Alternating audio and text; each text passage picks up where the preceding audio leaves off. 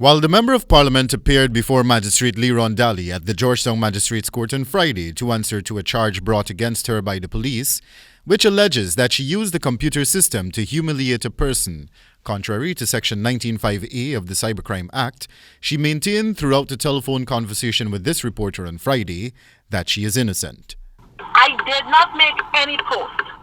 I did not. Ferguson explained that she availed herself to the police even when they summoned her to an interview a few weeks ago in relation to the matter, and that she has always been compliant with law enforcers pertaining to the issue.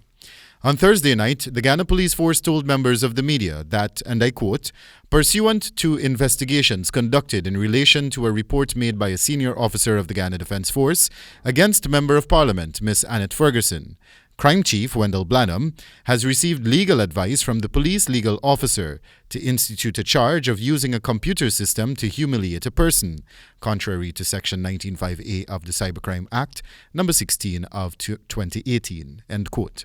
In June 2021, Ferguson appeared at the Criminal Investigation Department in the company of her lawyer to be interviewed in relation to the matter.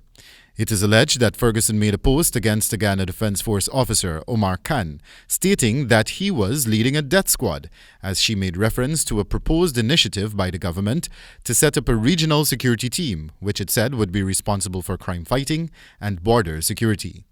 Meanwhile, the Member of Parliament stated that it is time for the legislators of the country to come together and review the Cybercrime Act, as well as to facilitate public awareness campaigns, so as to avoid recurrences of her situation. Rather than trying to harass people, is to do a public education on this whole Cybercrime Act. The Member of Parliament assured that a number of public consultations were held prior to the passage of the bill in 2018, but stated that regardless of that fact, public awareness campaigns need to be conducted to sensitize the public. Ferguson explained that with the advent of social media and the right of every individual to freedom of speech as enshrined in the Constitution, it creates a narrow gap between what can be regarded as offensive versus what is not.